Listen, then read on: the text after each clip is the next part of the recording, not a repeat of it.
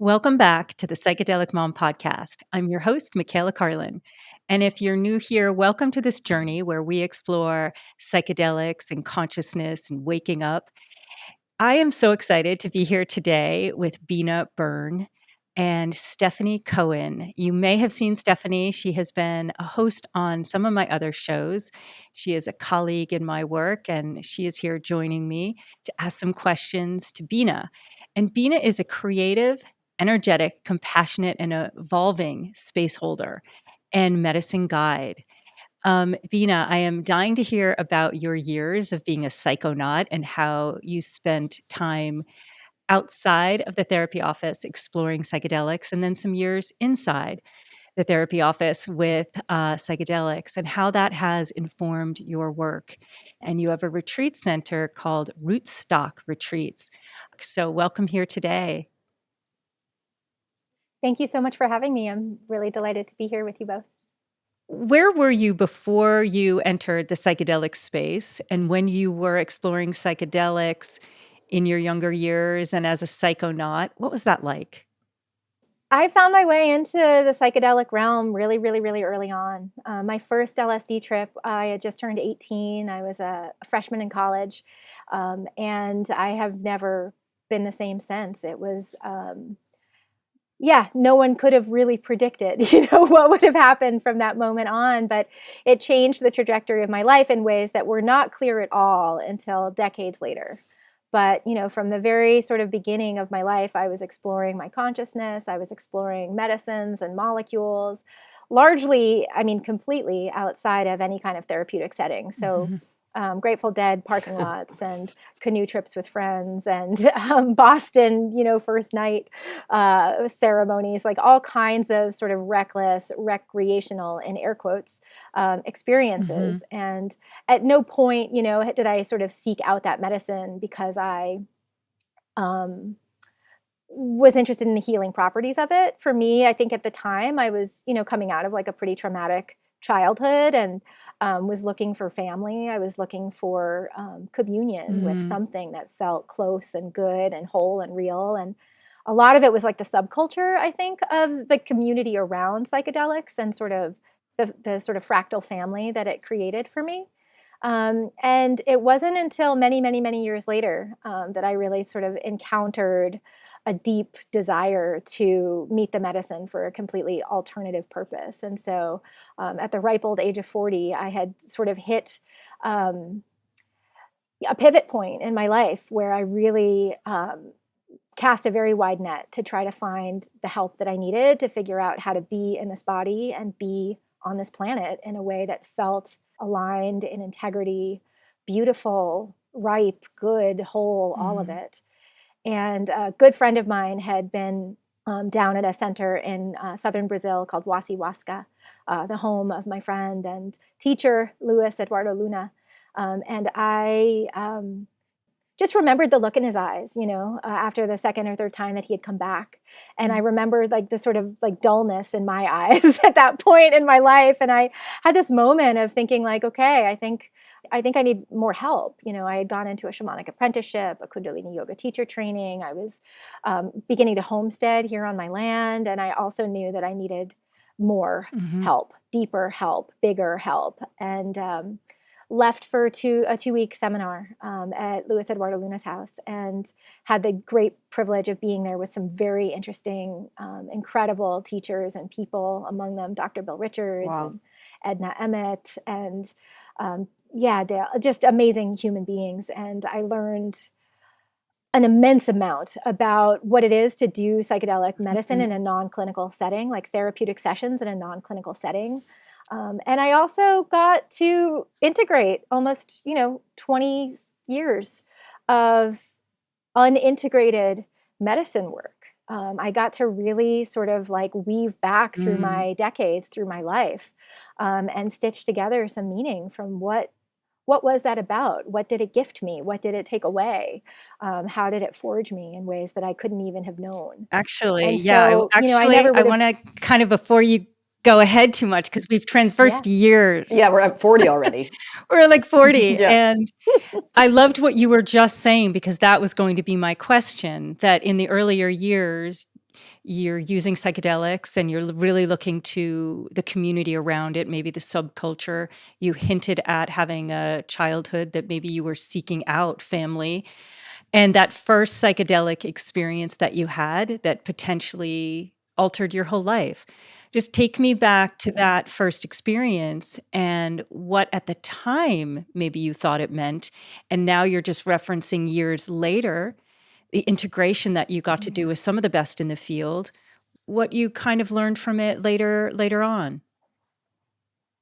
I forget who it was, but there was a college friend of mine that wrote a poem after, like a couple days after. And the first, I don't remember the whole poem, but the first line of the poem was, Sprout took 2 hits, the rest took 1, because 1 was enough to have some fun. And Bean Sprout, like I was the sprout in that poem, and I did 2 hits of white fluff with a college buddy, um, and wandered off behind the campus at Yukon Stores and sort of disappeared into the fabric of reality for 12 hours and was nonverbal for like, I don't know, 24. Wow. I terrified all of the people around me. They really thought that they broke me. I came out of that experience, sticks in my hair and like mud on my face, and Mm. I think probably stars in my eyes. Like I encountered something that, um, yeah, it's still to this moment, like I can feel like the moon honey dripping. Mm. I remember that experience so profoundly. It's so vivid Wow. still. And I think what happened to me there was, I got to touch the vastness of life. I got to sort of be in creation in a really like um, deconditioned, kind of unprogrammed, pure way. I got to really feel the bigness of what it is to be alive, the magic of what it is to sort of have a body and senses. And I had all kinds of insights about time, about space, about love, Mm. about self and other. And I think ultimately it instilled in me like a deep, deep, deep seed, like a really juicy, well planted seed. And that seed took many, many years to germinate and sprout. But sprout it did, you know? And so, the sprout took 2 hits, the rest took 1, like I didn't have a lot to lose at that time in my Mm. life. I didn't feel that way anyway. Like I felt there was a desperation and a sadness and a loneliness. And to be able to just want to go, like take me Mhm. away, with some of the impulse, which is heartbreaking to Yeah. sort of sit with and look at, years later. But I had no fear. And that was a gift that it gave me. Like I was really willing at the very beginning to just go all the way in and all the way down. And so early on, I learned that there's nothing really in here to be afraid of. Mm. There's Mm. nothing inside of us that's like inherently bad or scary. And so to have that seed planted in me before I sort of had to become a person, an adult, and make choices, made me brave. It made me reckless. It made me really capable. It Mhm. made me a lot of things, and all of them I'm grateful for. Yeah, Wow. Thanks for sharing that. yeah, Yeah, the honey of the yeah. moon. You're That's welcome. beautiful. Thanks for And asking. you mentioned that the others Yeah. the others were a little afraid. Did you have any fear after you came back after going into this realm?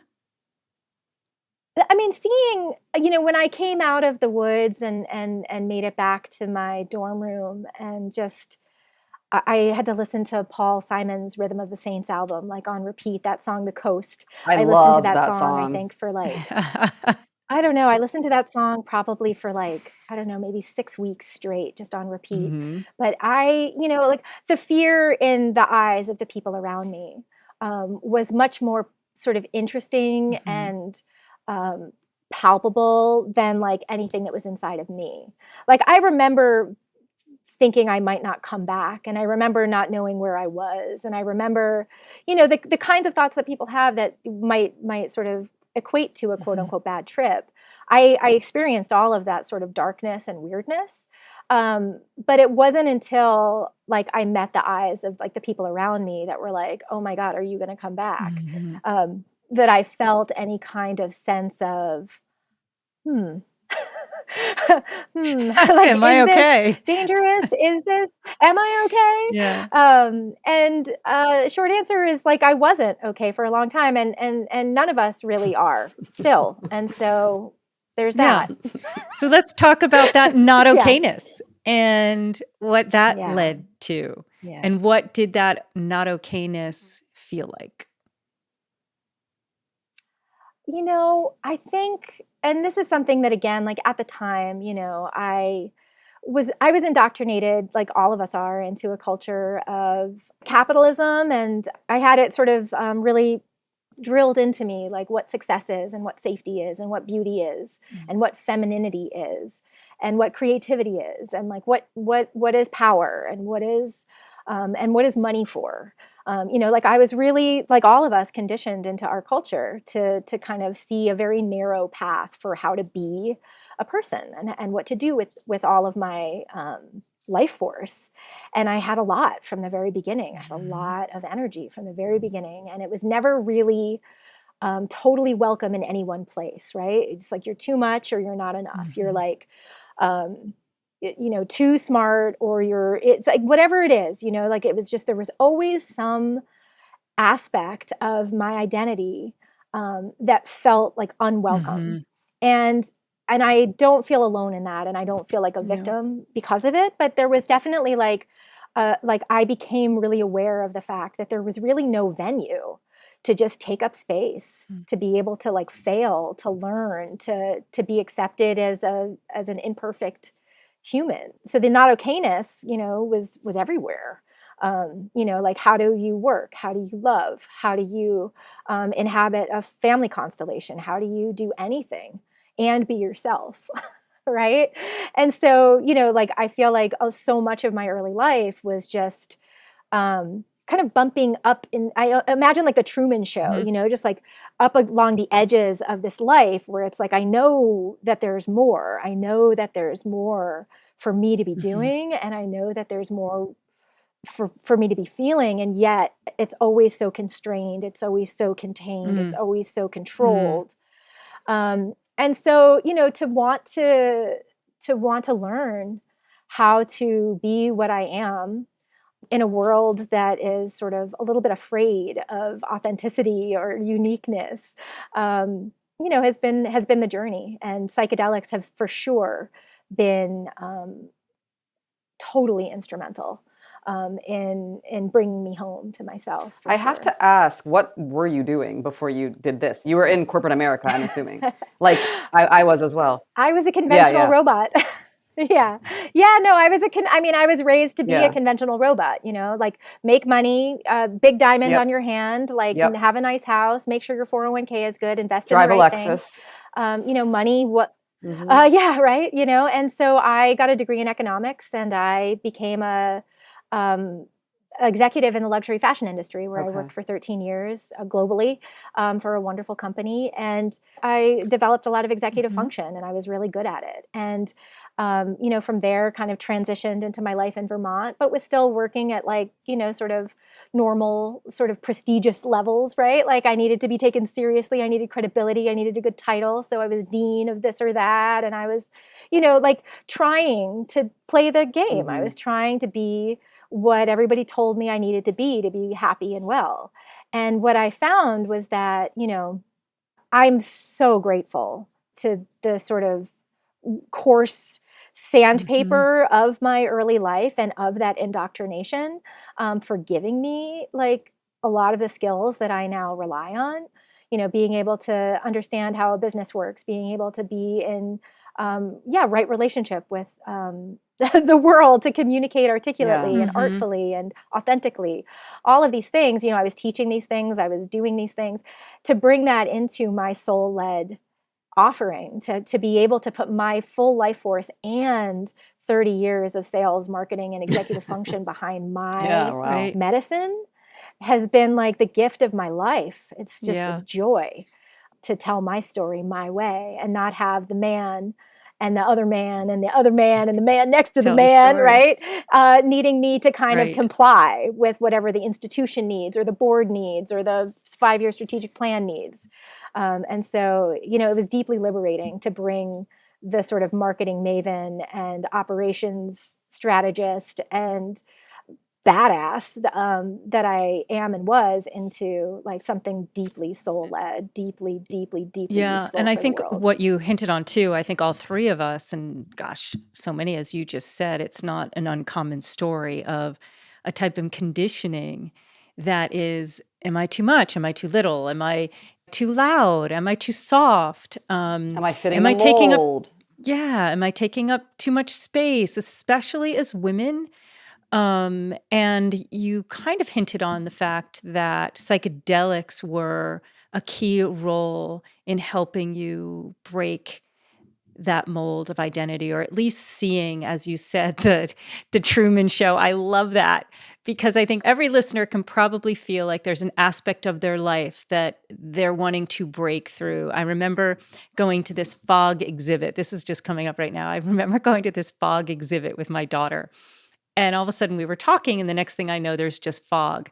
And then when we walked away from the exhibit, I said, do you ever feel like, and I kind of took my fingers like I was cutting through like this invisible membrane that you want to like cut, and like I spread it open with my fingers and dramatically like pretended I was lifting my foot through this like slit that I had made in reality. Like, do you ever feel like you just want to break through this thing that you're not even sure what it is? And it sounds like that's in some ways what you were hinting at with the medicine path and this identity of self. And just kind of going back, because you are a psychonaut, and I think that is fascinating to listeners, someone who has experienced a lot of different medicines over many different years. Was there particular medicines that you feel supported the journey to your true nature? Was it all of them? It Mhm. was all of them. Like it doesn't matter what medicine, it doesn't matter what religion, it doesn't matter what language, it doesn't matter what country, it doesn't matter Mhm. what song, what guru, what priest. Like I'm the medicine, Yeah. you're the medicine. Like all roads lead to like love and self and heart, and there lies all of it. And so LSD was for sure like my sort of like most Mhm. beloved ally for many of those years, mushrooms and MDMA and many other things. But you know, it doesn't really matter. Like for me anyway, they all have like a cadence. They all have a texture. They all have a sort of song Mhm. they want to sing and a gift they want to give. But ultimately, the gift that they want to give you is like eyes Yeah, back you. on you. Yeah. Right. And so, like, I had a lot of stamina in my early life. I had a lot of energy. Right. So, like, a 14-hour, 500 to microgram or micro, Yeah. whatever, like to kind of have like the chutzpah to do that kind Big of journey. big medicine You Yeah. were all the doing 500 time. micrograms all the Um, time? I mean, it's not that I was doing 500 micrograms all the time. It's like I was doing whatever was Right. before me. And again, like that first two Yeah. hits of white fluff definitely opened me up to a decade of, and again, like Yeah. Mhm. reckless, like Yeah. I didn't know what it Mhm. was. I didn't know what I was doing, but I was doing it all the time. And then that, kind of ebbed into another way of working with it, which ebbed into another way of working with it. And eventually I arrived to, a deep understanding of the fact that like I'm the medicine. This moment Yeah. is the medicine. The quality of light Is the Mm. today medicine. on this hill is the medicine. And so how do I work with Mhm. that? And when I forget that, right, then there's tools to be able to bring me back into relationship with that, to clean the windows Mhm. of the eyes in my heart and remind me that like actually like the world is a Everything. medicine.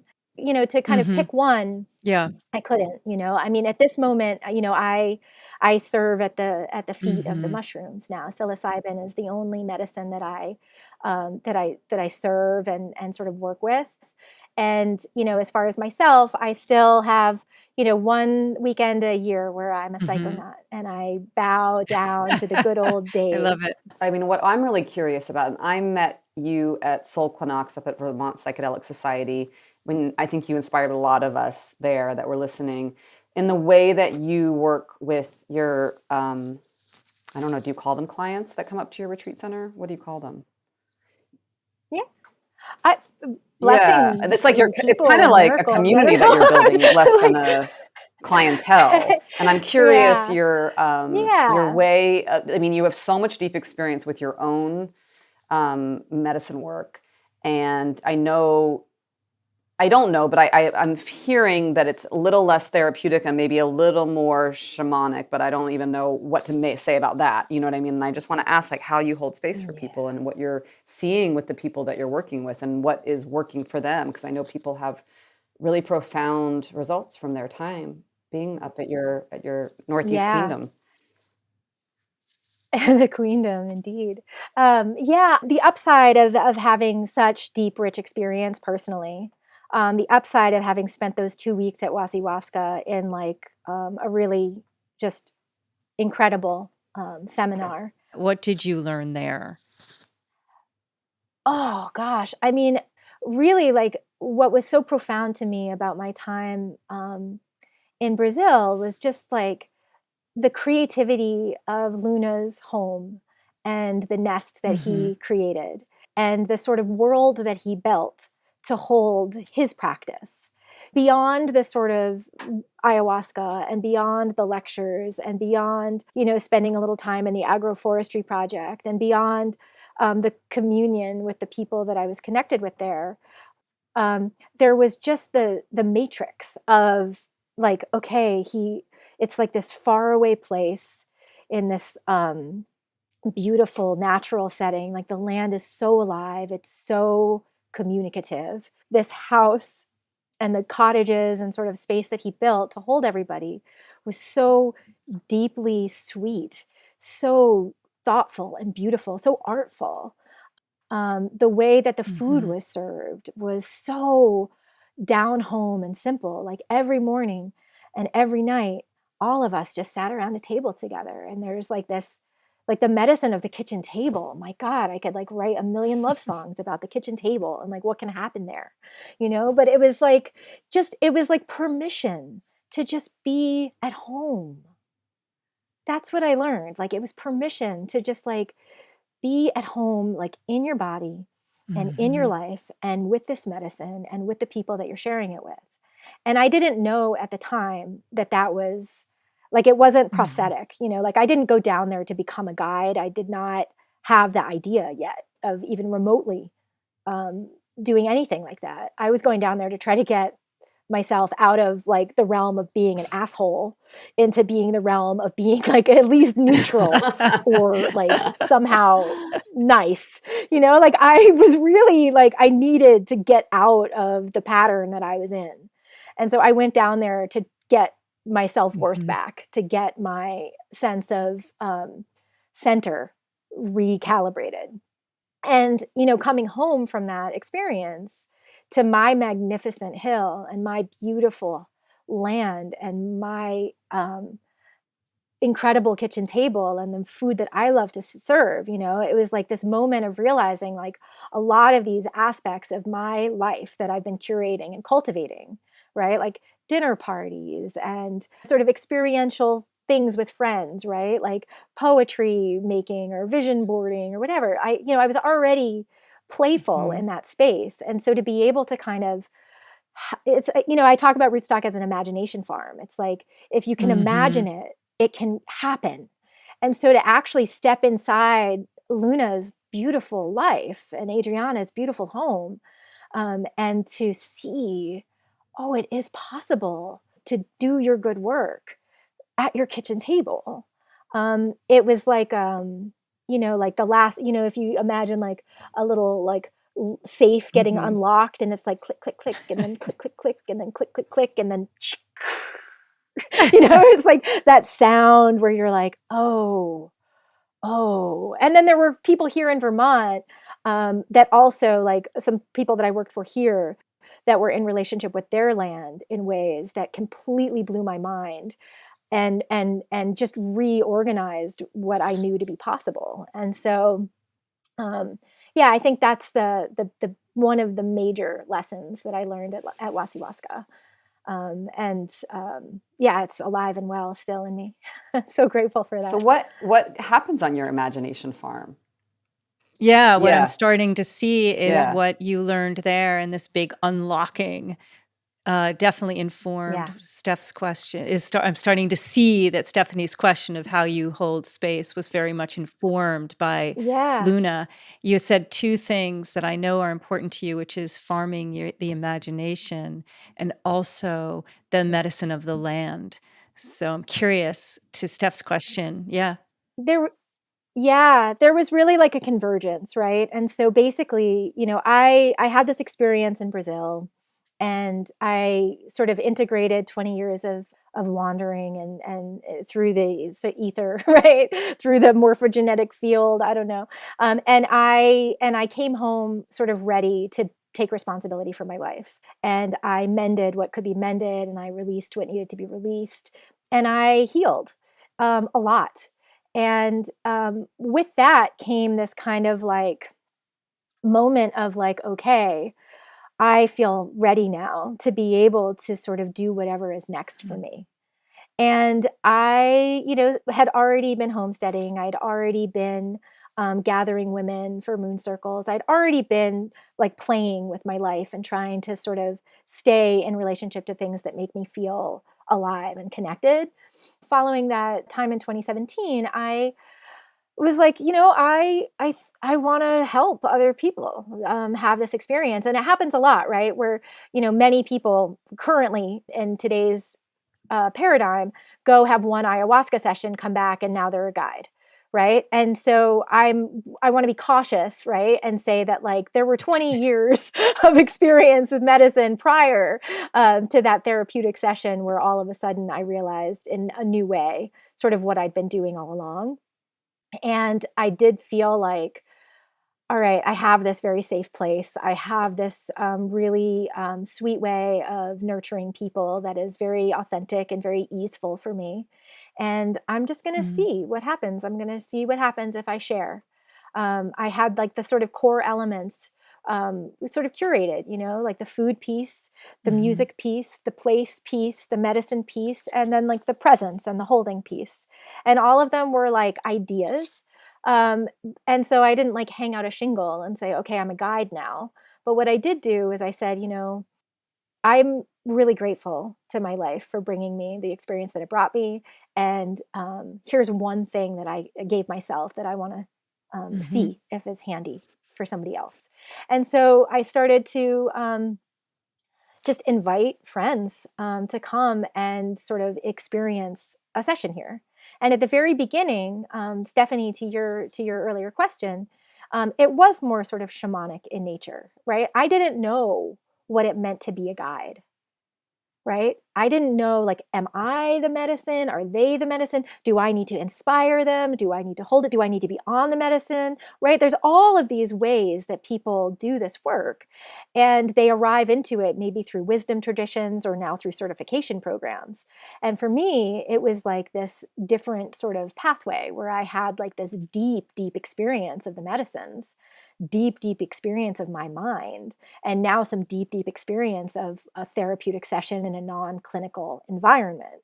And so I was basically sort of architecting in real time what I thought that could look Mm. like. And so, the first year, the sessions looked very different than they do now.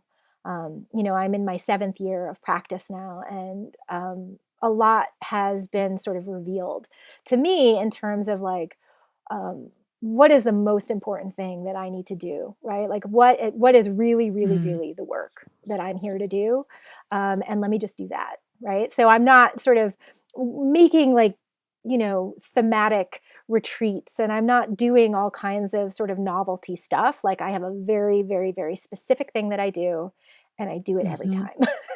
And I'm happy to talk about what that is, but that's I arrived into my work um, with that sort of journey. It was spiralic.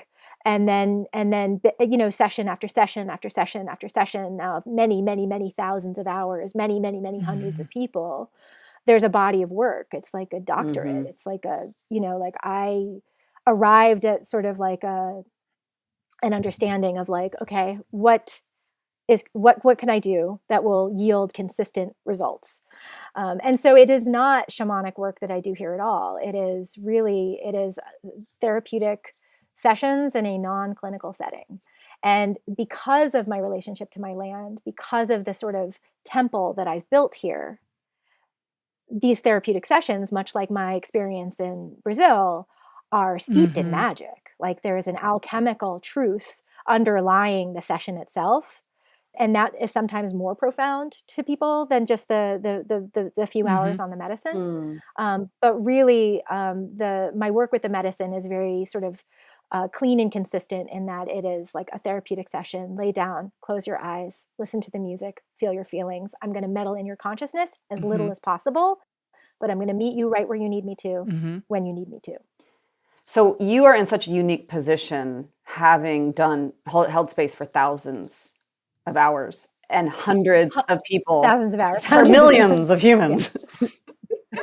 No. I mean, for 7 years of doing this in lots of different styles until you landed on kind of the current way that you work, what do you think is happening between the intelligence of the mushroom and the human psyche that is, like you said, leading to these consistent results of, I don't know, would you call it healing? Or I don't want to put words in your mouth, but I'm curious what you're seeing and what you think is actually happening for these people, for all of us.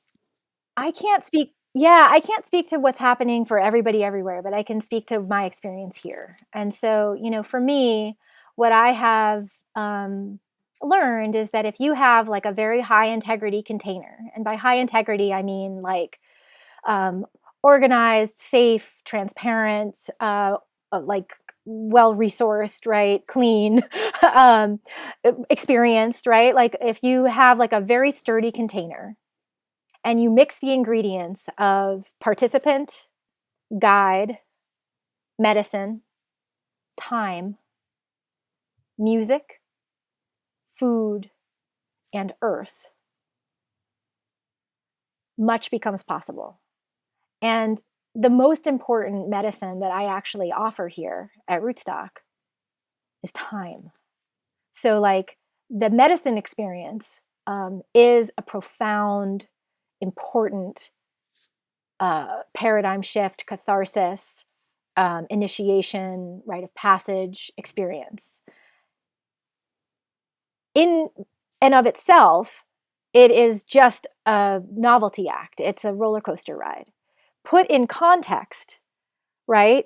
Inside a life, inside a community, on the planet, right? How do you take that experience and live into the promise that it gives you? How do you bring that humility into your life in a way that still keeps you authentic? How do you actually take the lessons from the experience and live into them? And so part of the container that I have here is like this sort of down home, simple, no frills opportunity to practice being the way that you really want to be with somebody, right, who's experienced and sort of helping navigate, but who's also reflecting back to your highest expression. So like, I am like a mirror, but I'm a believing mirror, right? They're coming here with hope. They're coming here with intention.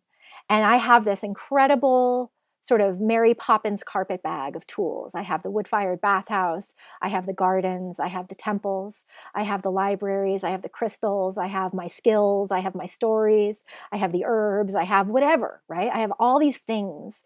And so I'm sort of like feeling into like, what is this person really, really saying that they're needing connecting? Like, what do they really need to connect to?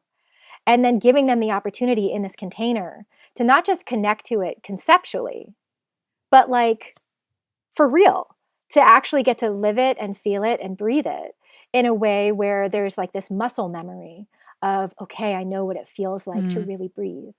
I know what it feels like to really be connected to spirit. I know what it feels like to really be intimate with another person in a way that is safe and beautiful. I know what it feels like now to get to be myself. And so people are coming and they're having that experience in this very sweet way. And then they are bringing that muscle Mm. memory with them back into their lives in a way where all of a sudden then it's like, okay, I know that it is possible to be inspired. I know that it is possible to be myself. I know that it is possible to dream and feel and dance and want. And okay, what about the matrix of my life is not allowing me to do that? And they become able then, right, to sort of make some hard choices about relationships or work or commitments or old belief Yeah. systems, thought patterns, etc. It's so Does Yeah, that beautiful. make sense? totally. I love the idea Yeah, too of just holding the vision, the mirror for somebody else of what you see. Like if you're seeing people in their highest nature already and you're holding that mirror for them to reflect that back to them, that's such huge medicine. And totally. Totally. And, you know, for me, like I wouldn't have been able to do that in a clean and consistent way without Mhm, projection or transference if I didn't do my Hmm. dirty, dirty work. You know, like I needed to come back into kind of my own sense of mhm, worthiness, my own sense of usefulness, my own sense of beauty, to be able to really be whole and grounded in myself. So that when I am here with one of my clients, one of my guests, one of these miracles that trusts me with their tender hearts, right? I'm not projecting onto them what I think right. they should do, right? I'm just reflecting back to them what they're Mhm, saying that they want and what they are, right? And then the medicine gives them the opportunity to like roll around in there. And then we try to make mhm, sense of it together, you know? Like the final question that I ask folks, you know, as they're leaving here, what happened here and why does it Mm. matter? And it's a beautiful thing to get to sort of see how all of that comes I love together. that. I love That's that a too. great Yeah, thank question. It you. is a beautiful question. The whole thing you're Yeah. describing is incredibly beautiful and very unique to you and what you created up at Rootstock. And you talk a lot about the medicine of the earth. And I know that a lot of your winter is spent caring for your land and troubleshooting, pipes going down. And if you follow Bina's It's Facebook gotta be page, cold up there. he's doing a lot of like digging in the middle of winter and like GCing various. I mean, it's not glamorous, but it's beautiful. And it's, a lot of it's very in integrity with what you're talking about. You are in your hands and knees in the dirt a lot. Well, and I think it's relevant to the question that you asked because, you know, again, like there's a lot of people that are in the medicine space Yep. now. There's a lot of people that fancy themselves really useful guides, and I imagine that many of them are. You know, for me, like when I think about like my work as a guide, like we're all, you know, I said it earlier, like nobody's Mhm, really okay, right? To be a body in the 21st century, the Anthropocene, right? In the United States of America. Like this is a pressure cooker. This is intense and it's going to mhm, get more intense, not less, right? And so like what's really useful, right? At the end of the day. And I think for me, you know, living in this rural place, in deep relationship with it, it's like keeps me mhm. Hmm. honest in a fundamental way where like the world Mhm. turns and I have to cope with like the sort of like Yeah. elemental reality of what happens when the world turns, and I'm not at all separate from it. And because of the sort of grueling nature of what it is to Mhm. homestead in the North Country, where you know the growing season is 90 days, it's like time is really slow Excuse until me. it's really fast. And it's really like you know, by being in relationship with this place, I at no point can sort of pretend or forget what's actually Mhm. important. Right. And so to be able to kind of hold that for my guests, to be able to hold that sort of that compass, I guess, you know, the whole place is basically inside that Mhm. compass.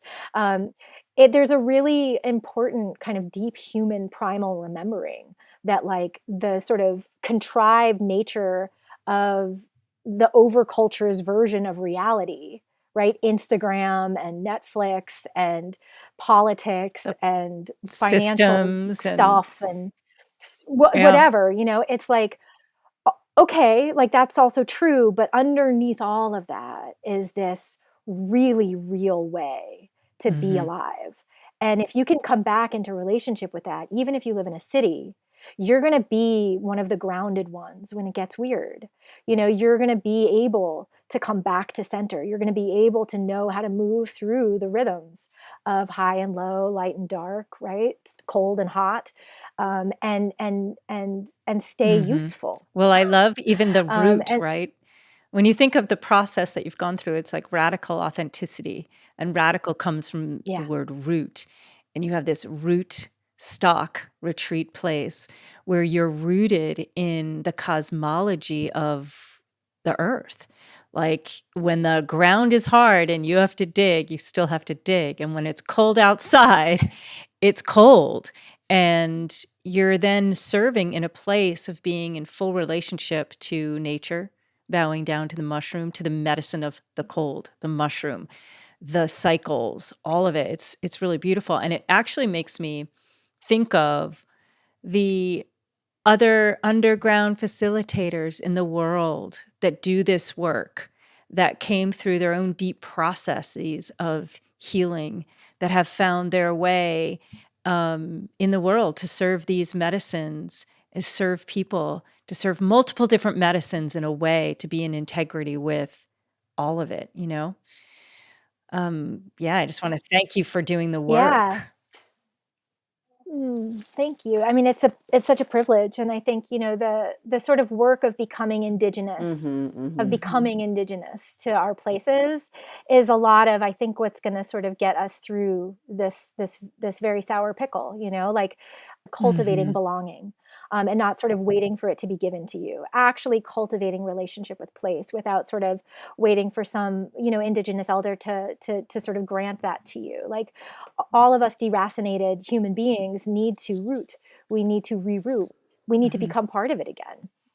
And it's hard to know what that looks like when you've got 3 kids and soccer practice, and it's hard to know what that looks like when you've got like a company that Mhm. you're stewarding that's about to launch a thing, and it's hard to know what that looks like when you've had crippling depression for 8 years and don't even know how to brush your teeth anymore. And so to be able to kind of recognize like there's a very broad spectrum of ways of being in the world, and ultimately like elemental healing and like a deep sort of there's like a deep simplicity that is universal, that works for just about everybody, when you sort of get Mhm. low enough, Mm. right? When you bow low Right. enough, right? It's like everybody can be met with that. And so some of what I've been really cultivating here is just um, deep, deep, deep simplicity, like how to do as little as I have to, right? To allow somebody to meet their own Mhm. And medicine. And I'm it's really amazing.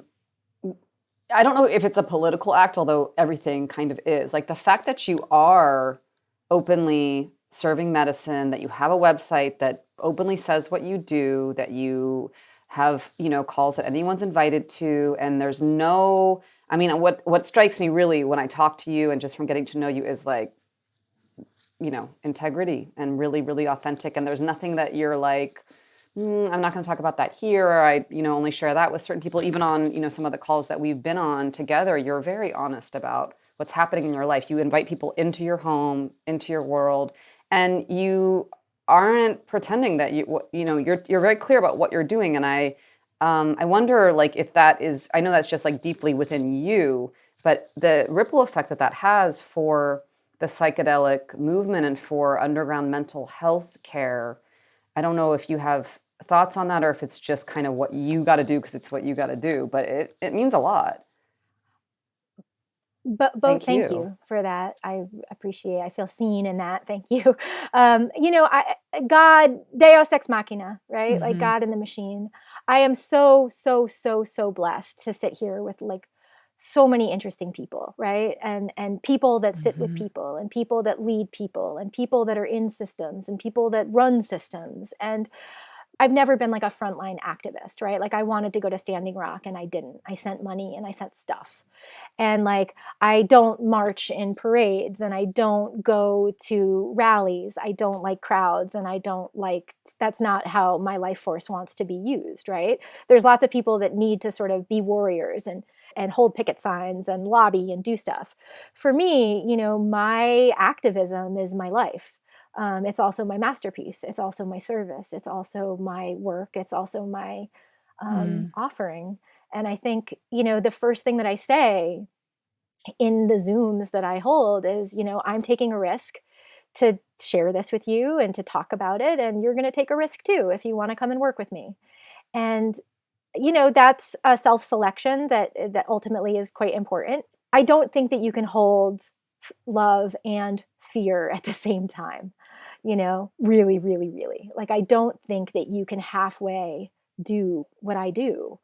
I think that, if you're a medicine person, then you are here in service of healing, and you are here in service of peace, and you are here in service of love, and you need to fucking Mhm. work.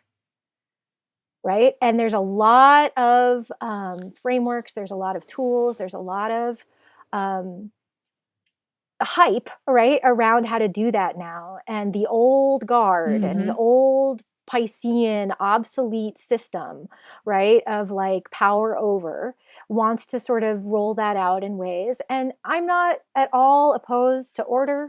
I like rationality. I like safety. I like ethics. I am like really in favor of, impeccability.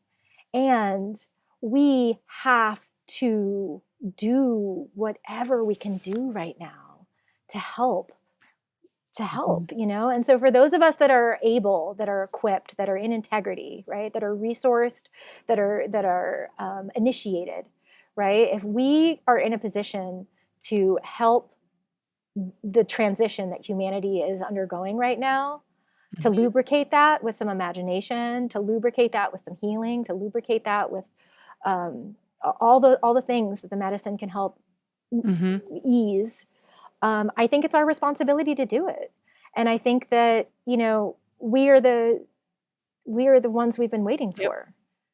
This is the time to do the And thing it's that needs interesting because doing, the thing and that needs doing is really walking each other home, as Ram Dass says. The thing that needs yes, to be doing, as medicine women, as people speaking in this space, is holding the hands of other people along the journey. That's it. Making them tea, making them holding tea, holding their giving them feet, time, like because we've yeah, been talking a little bit about different ways of serving medicine. One is the therapeutic model, one is a kind of a blend of the therapeutic model, and another is, yeah, the therapeutic model outside of the therapist office, and then the traditional indigenous ways, many different ways. And whatever way, as you're saying, like we're all at this time, everybody's medicine is needed, and it's needed to be shared in a way that we're actually supporting each other and creating, as you've done, is creating a system outside of a system to do that in. Also I think another part of it is really just like humility and Mhm. scale. Like I don't need to be Mm. famous, and I don't need to build an empire, and I don't care if everyone in the world knows that I'm Mm. helping. Do you know what I mean? And so I think another sort of aspect of my work is like I don't really have like ambition beyond like growing more flowers this year in my garden than I Mhm. did last year, and like helping as many people figure out how to like be better parents and be better Mhm. lovers and be better poets and be better gardeners, and be better servants Mhm. of Mhm. creation. Like I don't, I'm not trying to like, like the systemic nature, right? When people talk about like scalability and like, maps is we need 9,000 therapists. It's like, oh, Right. okay, well, like, okay. And, one tender heart at a time. Just be Mhm. useful. Just show up. Just like make eye contact and be present. And it's all going to be okay, Mhm. And so, I take the risk, but I'm also not sort of like trying to do anything other than just live here in a good way and take care of the people that live here with me, and serve well for the people that show up. And so I think that's an Yeah. element of it. I think if people are feeling like nervous about their underground work, or they're feeling like afraid of being seen or whatever it is, to kind of just like take a deep breath, right? Maybe sit down under a tree and just realize like, 7 years in, like I understand the business of my guide Mhm. practice, right? Like I understand capacity. I know what I can do, and I know what it would take to do more, and I know that I don't need to do Mm-hmm. more. And so, that's a big part of what gives me the Mm-hmm. audacity to be me and be visible in being me. I'd love to just It's pretty, pause for a second and talk about the mushroom because, yeah, you're serving mushrooms and yeah, let's maybe just talk about the mushroom, maybe each of us about what this particular medicine has meant, what amazing things have come out of a relationship and apprenticeship with the mushroom and then also in serving. So, Michaela, will oh you start? Will you gosh, tell me? Will you share sure. something first? Am I Yes. allowed to do that? Okay. Wow. I mean, in a lot of ways, as you said, the medicine, it doesn't matter what medicine, but they all do have a different flavor. They all do have a different teaching and way in. And I would say, in some ways, I've worked the most with the mushroom. And in some ways, I worked the most with the mushroom on my own. So it was an incredible medicine to apprentice with. And I would say the gift of the mushroom for me was the mushroom always took me in the beginning years of doing medicine to the shadow. And unlike you, I was psychedelically naive and had kind of idealized so many things. So the mushroom was like, let's get a full picture. Let's let's get an understanding of what shadow is. Let's get an understanding of this matrix and the idealizations that you have and why and the all the layers of identities as we were talking about before that came out of conditioning. So for me, the mushrooms again and again wanted to bring me there until finally it was like, okay, I see. I see what this is. I see the work that I need to do. I see what's going on here. And because many of the first journeys were like, I don't want to go where you want to take me. I want to go to this cosmic bliss over here. So the mushrooms knew to take me to the places of what I needed to see and to help me decompose aspects of myself that needed to be decomposed. As you said, you came into it and you were just trying to be less of an asshole. I mean, it just showed me, the areas of my life that were like, that's not that authentic. That's not you. That's not your true nature. And so eventually I just began to trust them, just really trust Mm. the medicine that they were giving me. I think in service to the mushrooms, seeing that that's what they do again and again for other people, that space of deep. Okay, you mentioned like the mirror of looking at somebody and holding that gaze, right? Basically, until someone feels that deep within that that's how they can see themselves. I think that in working with the mushroom, it's just again holding that true unconditional love for somebody in space and then waiting, and the mushroom brings them there, and the space brings them there, and the food brings them there for that moment where suddenly there's this like, oh, I now can see myself through that unconditioned love for myself. I think that's what, for me, mushrooms have really been. Yeah. Yeah, beautiful. Stephanie, do you want to share? Sure. Yeah. Wow. I think I would say, yes, similarly, definitely mushrooms like to take me to really uncomfortable places very early in the journey. And it's kind of like what you talk about, Bina. It's just like, can you sit with what you're feeling? It's going to be really amplified on this medicine. All the things that you can in your conscious daily waking life, kind of like, that's not happening. Yeah, that anxiety, I'm just going to push it over there, or I'll just scroll through Instagram or have a cigarette or call a friend, have a drink, whatever. All this stuff that, yeah, I'm good. I'm good. You can't do that with mushrooms, and it just starts like building and building, like, oh, that anxiety that I walk around with, like, oh, I can't ignore it anymore. And okay, do I want to like try to run outside my own body and escape it, or am I going to just sit here and feel it and try to even let it get as big as it needs to get so I can just like be with it and let it resolve and let it teach me and let it show me maybe where it began or maybe not. Maybe there's no story. Maybe it's just like feeling it until something shakes loose and something gets resolved, and then something clears out of my body that I didn't know I was living with in that way. And even doing very, very small doses, working with the microdose, it's the same. It just amplifies like, oh my God, I didn't realize I had that really interestingly not healthy thought pattern all the time running in the background. And now it's like I can't ignore it when I work with psilocybin.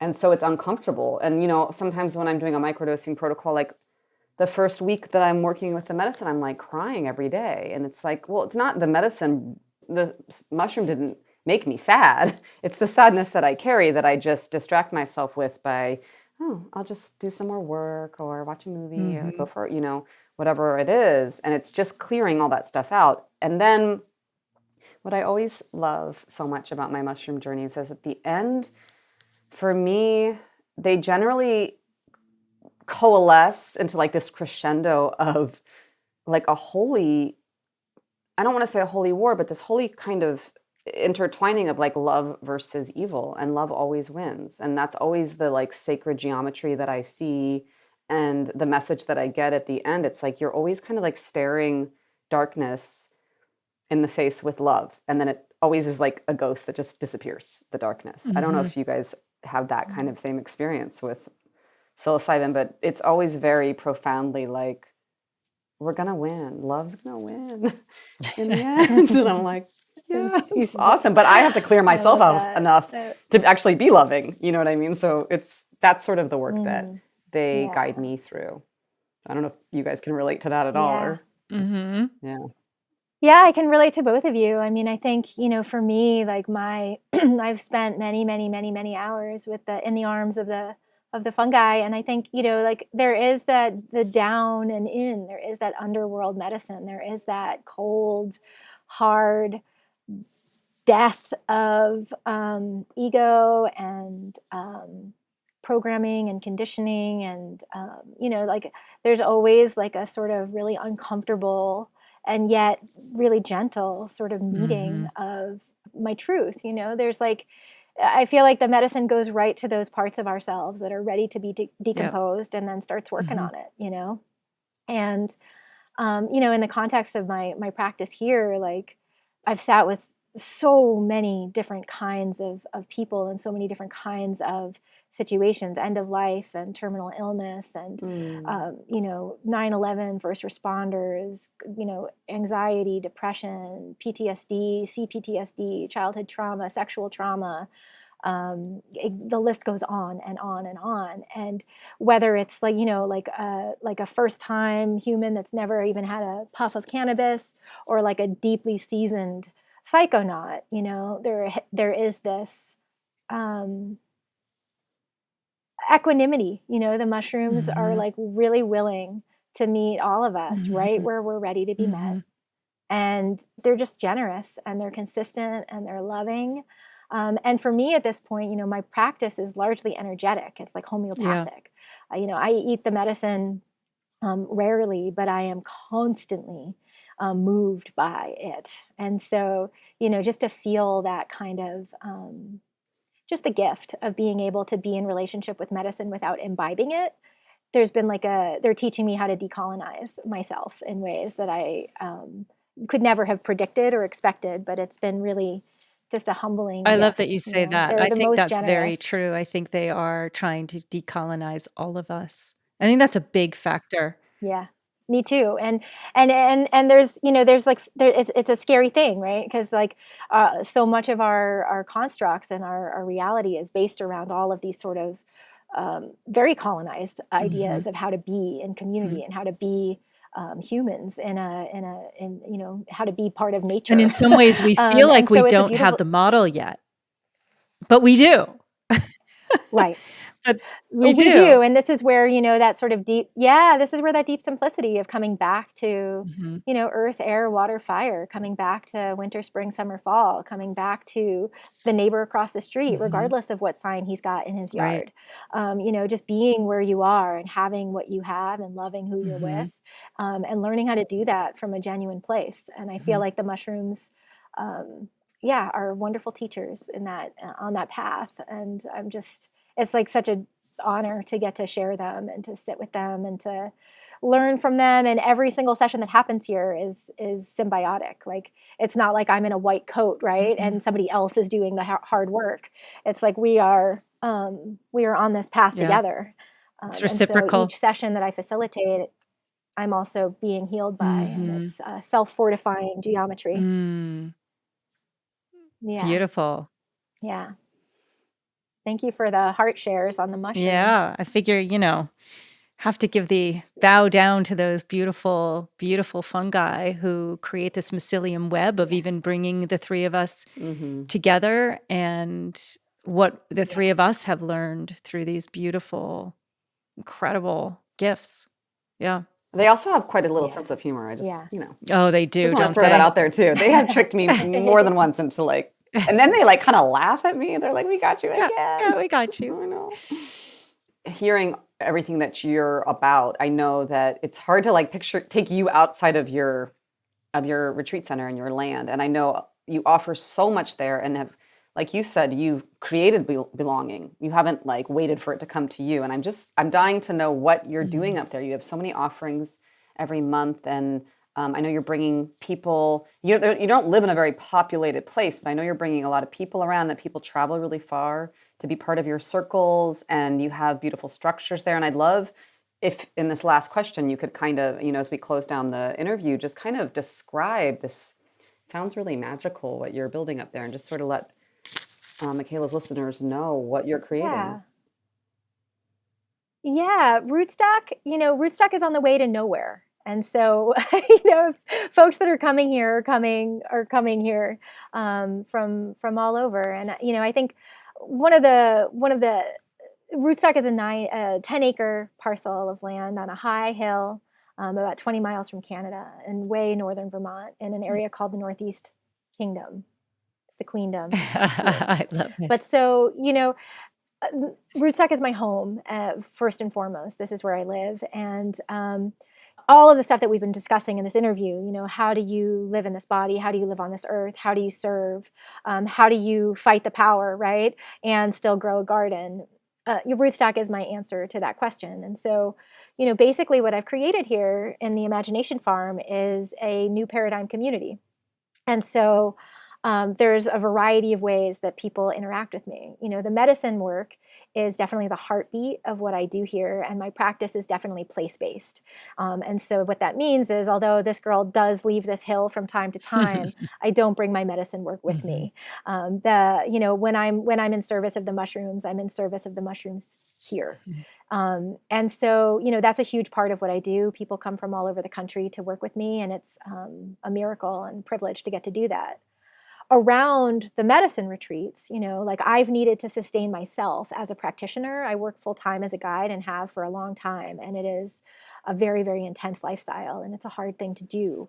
And I have a beautiful organic homestead here. I built myself a wood-fired bathhouse. There's a wood-fired bathhouse here called the Oasis, which is an elemental healing sanctuary. It's a chemical-free, clothing optional, co-ed bathhouse, and every Sunday it's open to 15 people to come and walk barefoot in the snow, walk barefoot on the earth, to be in water together, to sweat together. It's a very unpretentious, very healthy way to strengthen immunity and community. And so the bathhouse is a huge part of, like, what allows me to stay soft in the winter and also to stay connected to people that are not necessarily interested in the medicine work. Beyond that, once a month, there's a community weekend where we have a men's circle, a women's circle, and then like a work service day. And so folks from all over the place will come and be in circle. And so the circles, are outside of the medicine work. Rootstock is a sober campus. And so there's no sort of recreational use that happens here. There's no culture of cannabis here, even. It's really Mhm. like a sober place to sort of be in community, which is recreating recreation, learning how to allow healing and service and just humanity to be sort of exciting and fun. And so, folks are coming to create ceremony together. And so that's the Moon Circle's in its 8th year.